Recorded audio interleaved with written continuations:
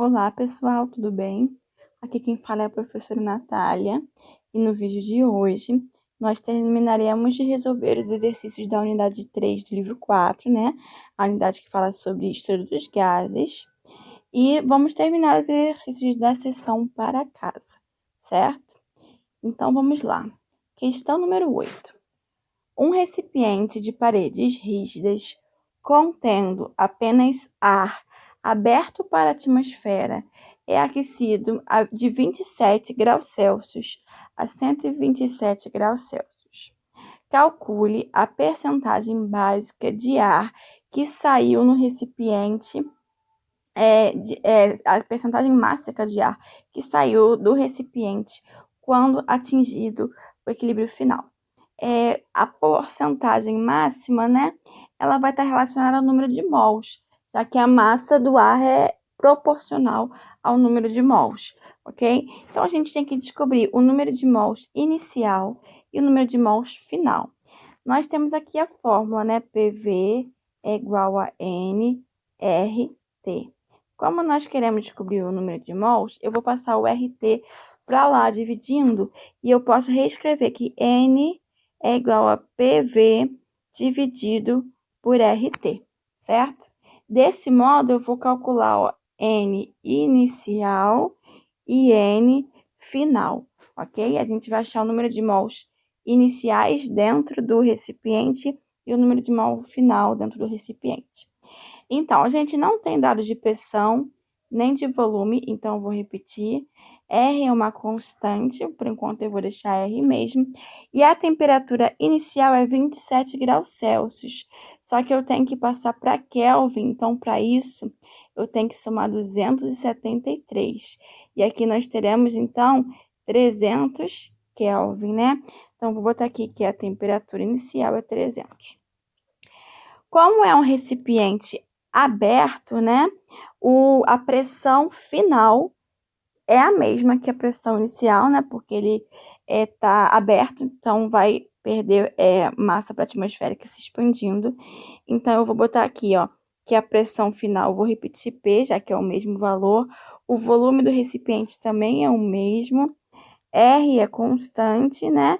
E a temperatura de 127 mais 273 é igual a 400 Kelvin, certo? Então, vou botar aqui 400. O que a gente vai fazer agora? A gente vai ver agora, como eu quero saber a porcentagem, né?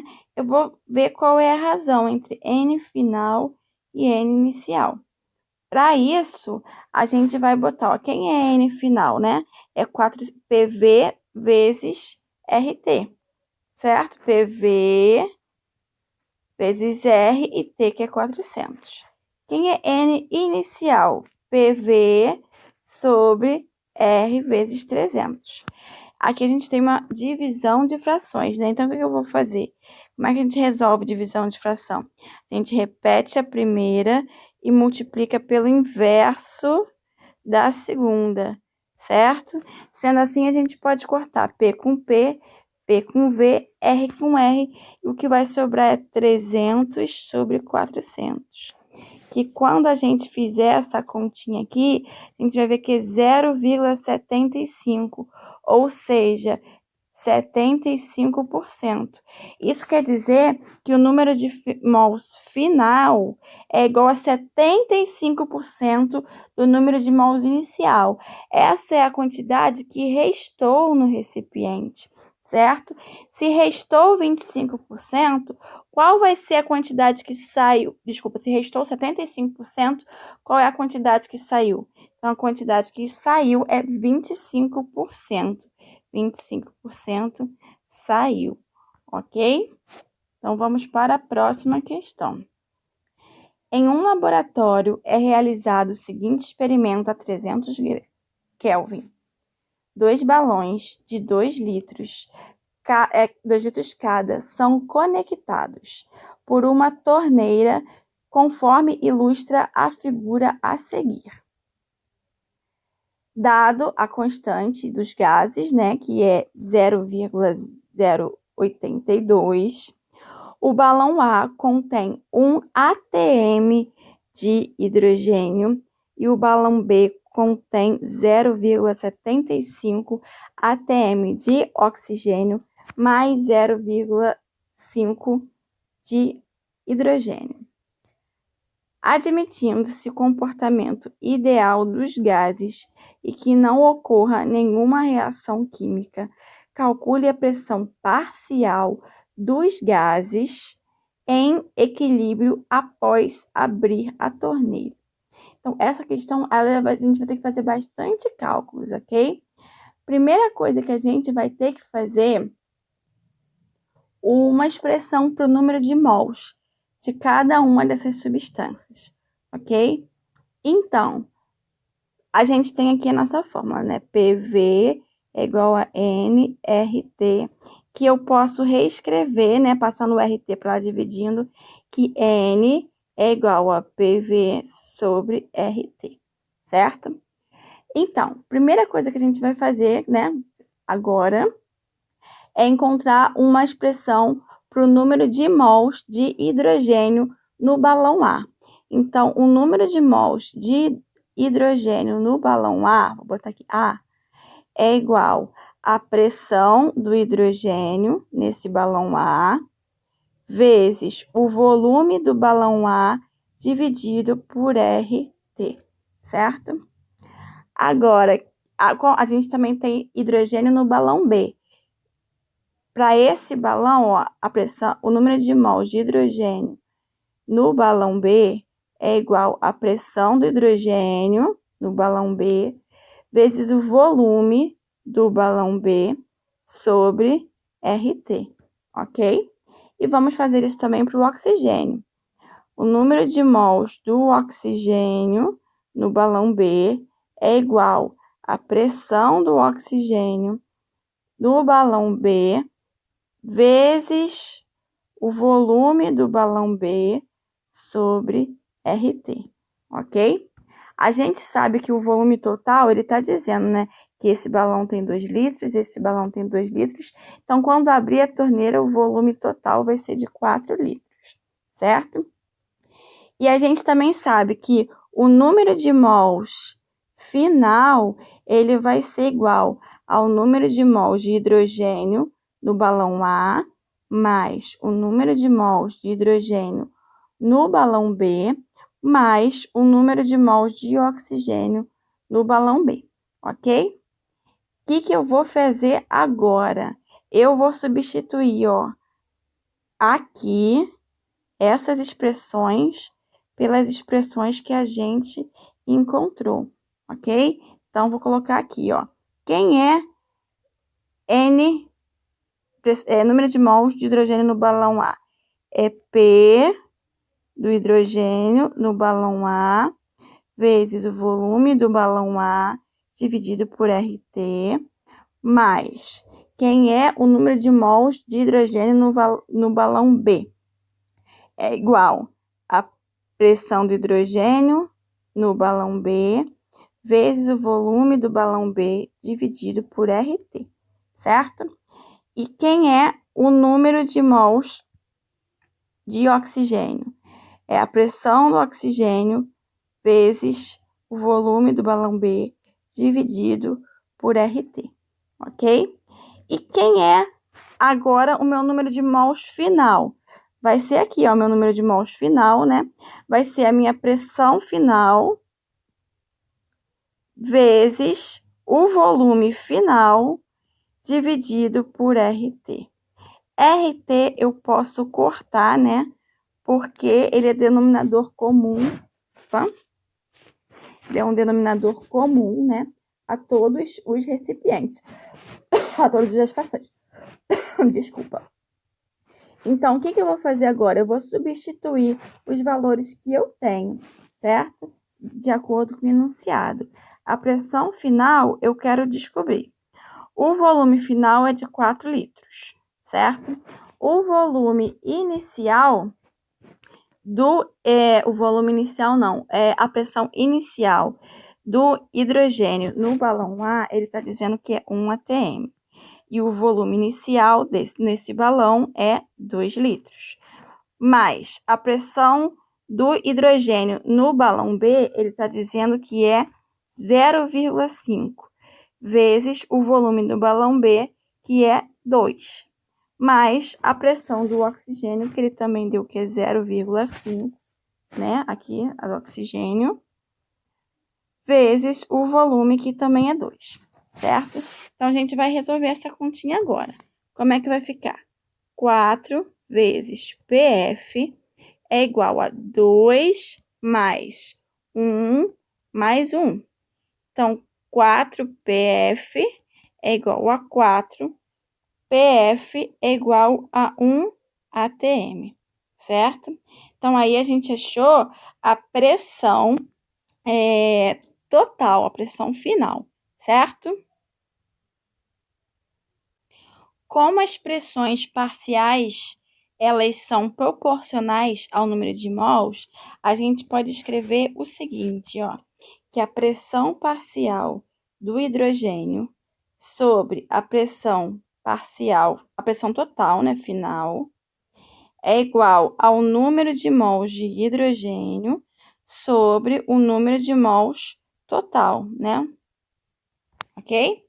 Então, como esse número de mols é proporcional à pressão, eu tenho aqui, ó, 1 atm, não, 1 mais 0,5 atm de hidrogênio, né? Então, eu tenho 1,5 de hidrogênio e eu tenho 0,5 atm de oxigênio, né? Eu não sei o meu número de mols final, né? Poderia até calcular aqui, mas como nós sabemos que a pressão é proporcional ao número de mols, a gente pode escrever que o número de mols de hidrogênio é 1,5 vezes N, certo? E o de oxigênio é 0,5 vezes N. E qual é o meu número total de mols? É 2N, ok? É a soma aqui dos números de mols total, vai ser a soma das pressões parciais, ok? Então, a gente vai substituir, ó. A gente quer saber qual é a pressão do hidrogênio. A pressão final, a gente sabe que é 1, que a gente calculou aqui, né? O número de mols de hidrogênio a gente vai chamar de 1,5N. E o número de mols total, 2N. Podemos cortar N com N, né? E quando a gente resolver essa continha aqui, a gente vai achar que a pressão do hidrogênio é igual a 0,75, certo? Preciso fazer a do oxigênio? Não preciso, porque a gente sabe que a pressão total é 1 atm. Menos 0,75 do hidrogênio, eu vou ter que a do oxigênio é 0,25 atm, certo?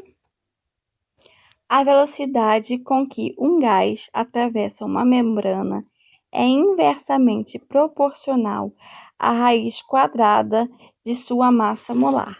Ou seja, se a velocidade é inversamente proporcional à massa, quanto menor a massa, maior a velocidade, certo? 3 bexigas idênticas, feitas com membrana permeável a gases, exposta ao ar e inicialmente vazias, foram preenchidas, cada uma com um gás diferente. Os gases utilizados foram hélio, hidrogênio e metano. Não necessariamente nessa ordem. As bexigas foram amarradas com cordões idênticos e a um suporte. Decorrido algum tempo, observou-se que as bexigas estavam como na figura. Conclui-se que as bexigas A foram preenchidas respectivamente com... Então, olha só, elas foram enchidas com gases em mesma quantidade, certo? Então, o que a gente tem que pensar? A bexiga que está mais vazia foi a que teve o maior escape do gás, ok? Então, a gente tem que ver qual é a massa. Primeiro, ó, o gás hélio é esse aqui, ok? Ele esqueceu de colocar o Ezinho aqui, esse é o gás hélio. E a massa do hélio é 4. O O gás hidrogênio é o H2, ok? Cada hidrogênio tem massa 1. Como eu tenho 2 hidrogênios, a massa total dos hidrogênios é 2. E o gás metano é o CH4, ok? Esse é o gás metano. Então, a massa dele, ó, é carbono vale 12, mais 4 hidrogênios, 16, certo? Ou seja, na ordem de massa é hidrogênio, hélio e metano, certo? Só que a gente sabe que quanto menor a massa, maior a velocidade de escape, certo? Então, esse aqui teve a maior velocidade de escape e esse é a menor velocidade de escape. Então, essa bexiga murcha aqui tem que estar relacionada a quem tem o menor velocidade de escape, que é o hidrogênio, esse aqui é o hidrogênio. Aqui eu tenho o hélio e aqui eu tenho o metano, ok? Então, a minha ordem é metano, hélio, hidrogênio, certo? Questão número 13.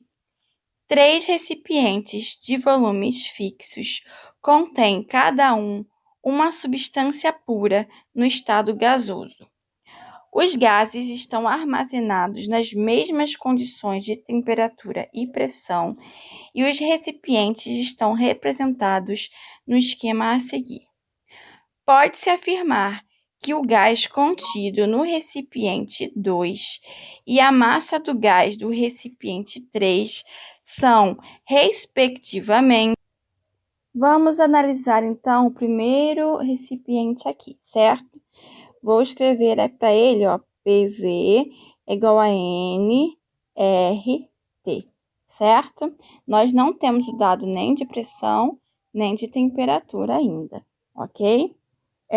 O R é uma constante, vai ser a mesma em todos também. Ele diz que pressão e temperatura estão iguais, né? Quando ele diz que são armazenados nas mesmas condições de temperatura e pressão, quer dizer que todos os recipientes têm a mesma pressão e a mesma temperatura, ok?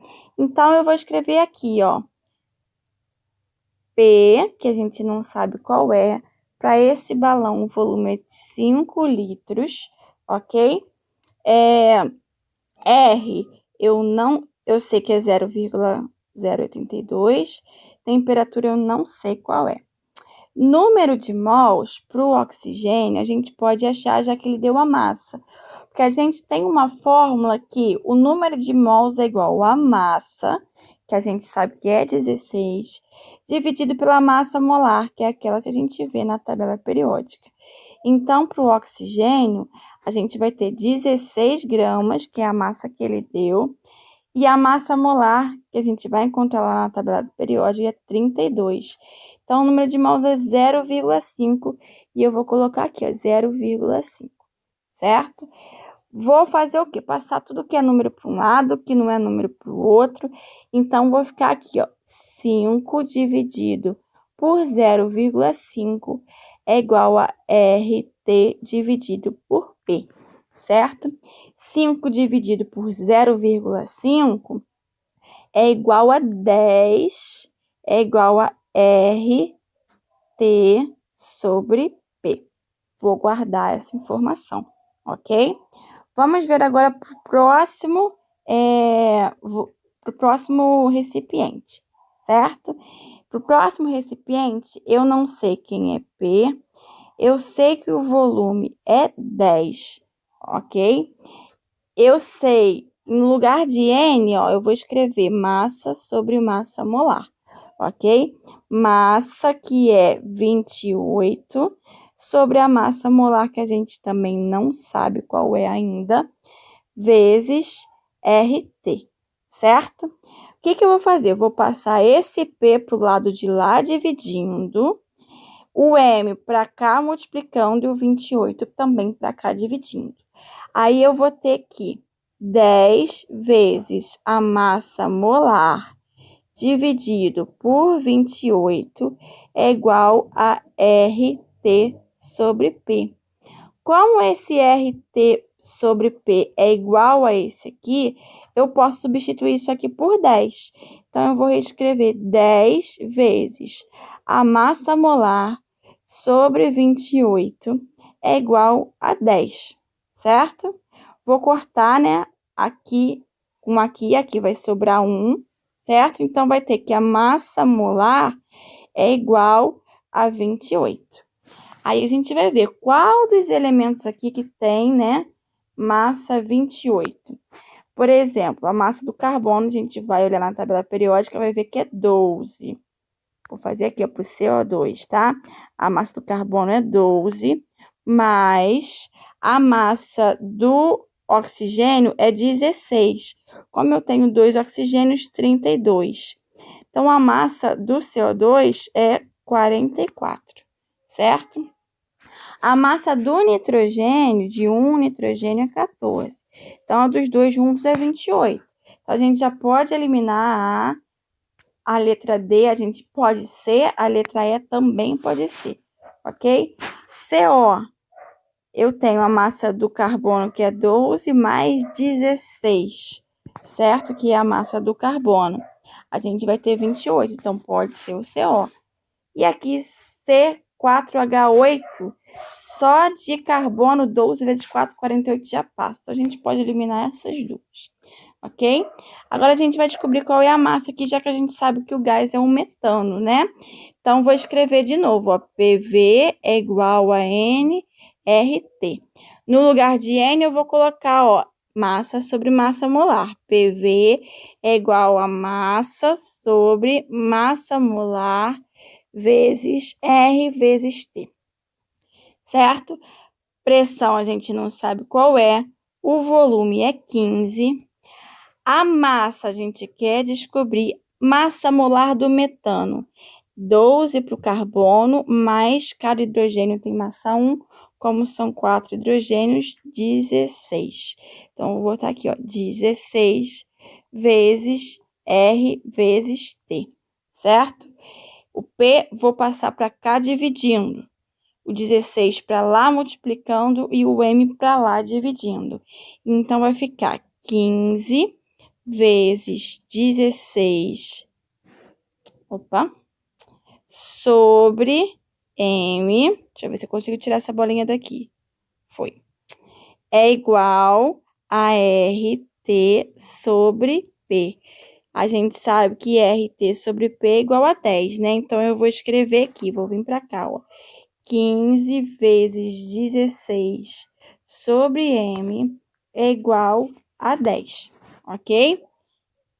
Então, 15 vezes 16, vou fazer aqui na minha calculadora. 15 vezes 16 dá 240.